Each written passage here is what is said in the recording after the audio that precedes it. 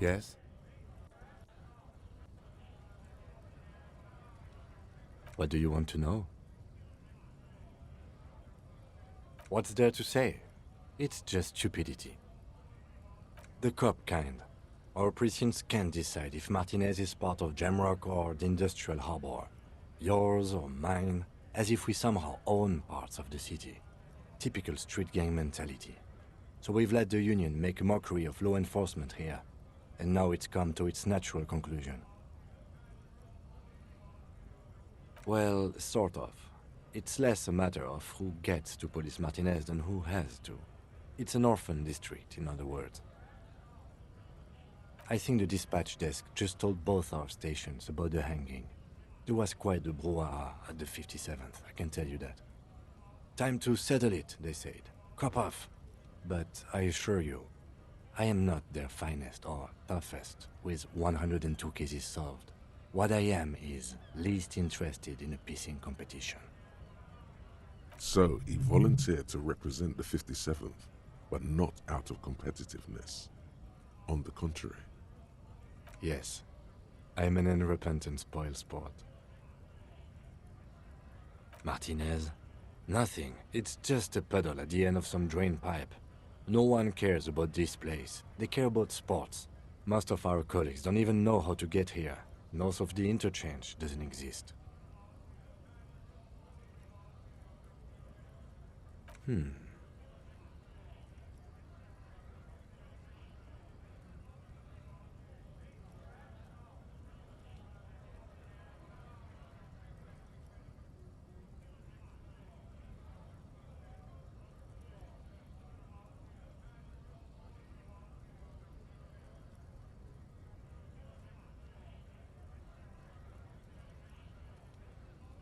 He opens one hand and looks at it. A moment passes. Which school do you subscribe to? Mambo or Jambo? Mental illness.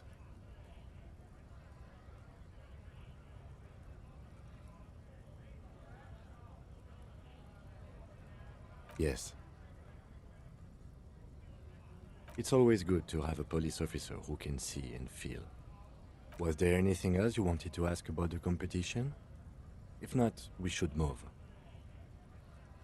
Yes, it's a wholly pointless matter. Forget I ever mentioned it. Because you're the best qualified.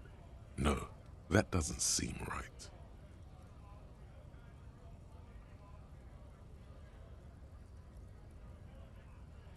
You look dumb if you keep the lieutenant waiting for too long.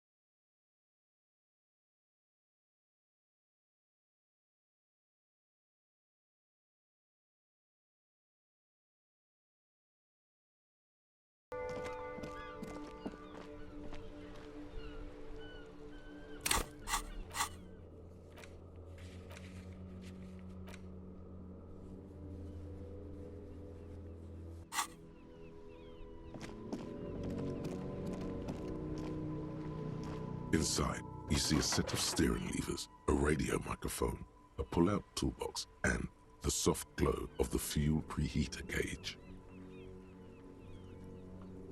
As you tap on the gauge, the indicator pin jerks as if startled.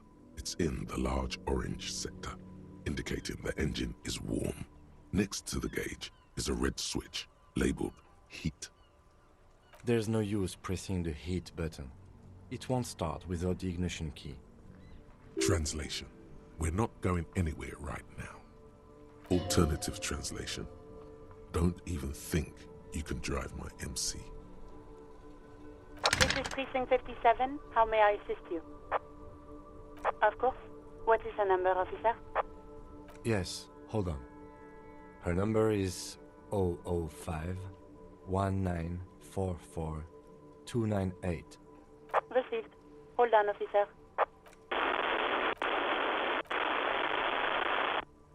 Lieutenant Kitsuragi slowly begins to tap a little rhythm with his right foot. Quite a lot of time has passed. Officer, I have Sylvie Malaika on the line for you. Yes, hello?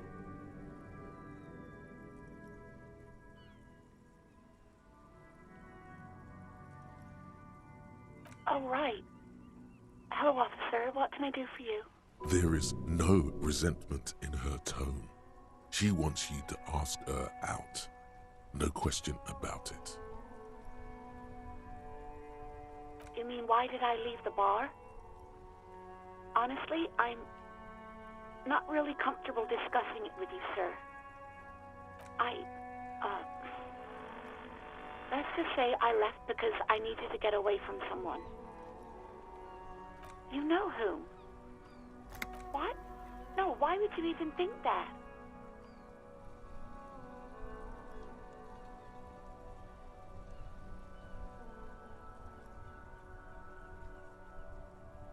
Please, don't bring Garte into this. It's none of your business.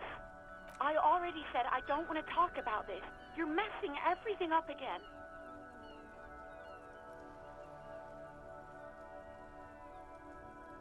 No, not me. What? Of course it bothered me. But I thought the union already knew about the corpse. No one calls the police.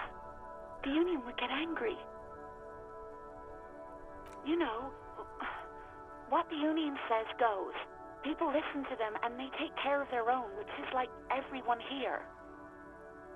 Legally, no. In reality, yes. Martinez is de facto policed by the dock workers' union.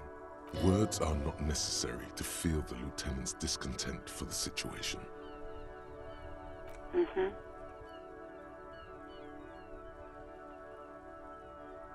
I don't know what to tell you, officer. I didn't call you because I didn't want to get in trouble with the others. With the union. I'm sorry about that. No, sorry. I don't. Not a lot of people have phones around here. Copper thieves take the wires. People don't have the money to have the cables put in again. They use the union's phone, or the one on the coast. It was someone else. We'll find them sooner or later, officer. It just might take a while. Yeah, go on. Please, no. Not this again. Everyone saw your cool gun, detective. You were trying to impress some people with it. Everyone was eating, and you were waving it around in everyone's face, begging them to describe it. You said it calms you, and then you started making suicide jokes. It got pretty graphic. No, please, no more suicide threats. Thank God you don't have that stupid gun anymore. There are way more inventive ways than a gun to leave this world. There is silence on the other end of the line. Me neither. No idea. All I know is next you were waving around money instead, saying things like big bucks cannot lie and guns can't buy money, but money can always buy guns. It almost looked like you pawned it, but believe me, I did not ask. Yes, I know who you are. You're a police officer. The law. You told me back in the whirling. You told everybody. and so does your badge. I don't need to hear about it anymore. Oh, no, I haven't, sorry. Real policemen have uniforms too, by the way. Where's yours? He's in plain clothes, voluntarily. It's different from not knowing where your uniform is. There are officers who wear the signature Perseus black uniforms to the highest ranks in the RCM and end up buried in them as well. Others do it more casually. Looks like you're one of them. Uniform? I never saw you in any uniform. You had your things on. The disco things. I do hope so. Please, don't call me again. Bye.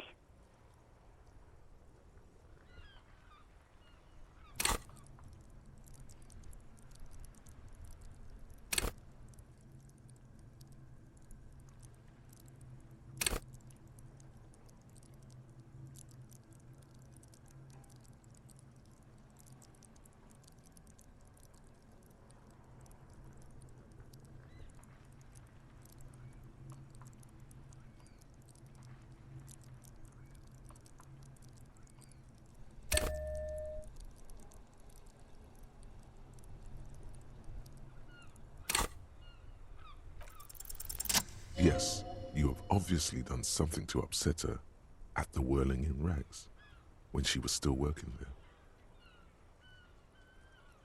I'm not mad, it's just... You were so drunk and so emotional all the time, and then the skua thing happened. It just made me want to quit. The stuffed bird, the great skua. You threw it against the wall while screaming, "Fuck that bird," and laughing like a maniac. I think you said it had been giving you shit ever since you got there.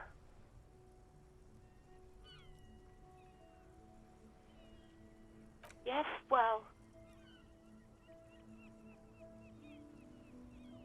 Yes, obviously.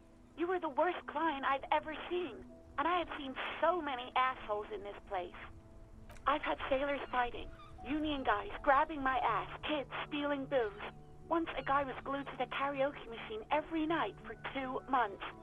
But you... Well, you were worse than all of them. Honestly, you were getting borderline aggressive. Even about little things like not turning down the volume at 3 a.m. I even liked one of those songs you kept listening to on repeat. No more. I hate it now. We Go On by the O.O. I can't listen to it anymore. You've turned it into a parody. To hell with that song. Then there was your room. Your project. An experiment to see how bad it can get in there. I tried to send the cleaner, but you wouldn't let me. Threatened to make me understand. I had no idea what you meant, and I don't want to know. And then you screamed something about how you're a piece of shit human being, and why does anyone even let you work as a policeman? That you'd fire yourself, but you can't even do that. And then I had to deal with your toilet, the one you clogged with police documents, causing water damage downstairs in the kitchen. I won't even mention you waving your gun around, harassing customers, threatening to sing karaoke, threatening to kill yourself. The ones I had to wrench out of your toilet. Damn it, I don't remember what I did to your damn papers. I don't remember every little thing I do. Especially when there's a hurricane loose. It's your fault for losing them, not mine. Something in you wants to immediately forget about this, as if there was a reason you threw them away. No, you really weren't. You were simply the worst.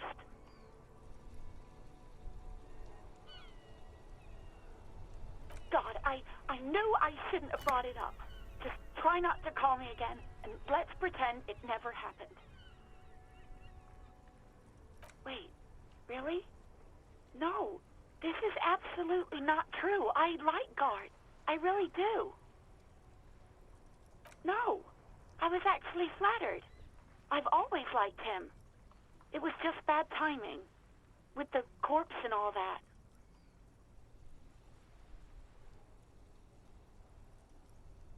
There's a pause. You can almost see her on the other side, the telephone cord coiled around her index. I didn't know what to say to him later. Then you came and destroyed the place. So I left without explaining. I should have told him, maybe. Okay, but please don't mess it up. Please don't take out your gun or something. All sorts of things. Some disco, rock too. So much disco and rock. Yes, that's the one you like to sing along to the most. The later it got, the more that one came on. Interesting. You still have to find a copy, though, before you can blast it. You hear a sigh of relief on the other end of the radio. Wordless, the call breaks. Then, the already familiar voice. Anything else I can help you with, officer? 57's over and out. In the cabin, you see a set of steering levers, a radio on a hook, a pull-out toolbox, and the soft glow of the fuel preheater gauge.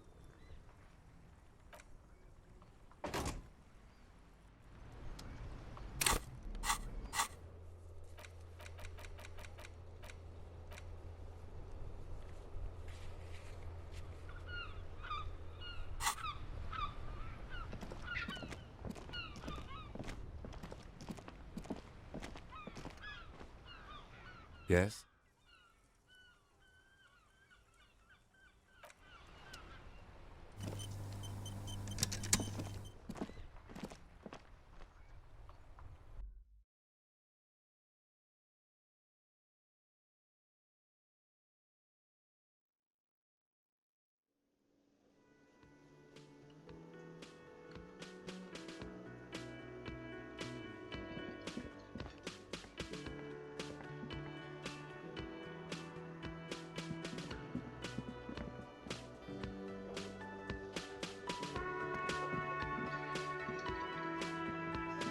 Can I help you?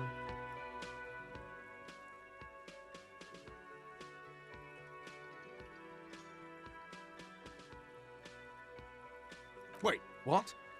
But what about the bird? Yes, the bird. I found it lying on the floor with a broken wing the morning she left. You broke the skewer. I assure you it was him. It's as if he can't decide whether to be angry or relieved that it was you. Again. Why on earth did you have to break the skewer? I can't believe it. I was so sure it was Sylvie. Even worse, I thought she was trying to send me a message. Symbol of hope and all. A tender type of hope. Something stirs in you. Perhaps this is why you broke it. All right. Did she say anything else? About me, you know? Did she say anything about me? Really? I should give her a call then. Thanks, I guess. Was there anything else you wanted, or...? Absolutely out of the question. Absolutely in the question. First we find a sad banger. Then we sing this place to shit.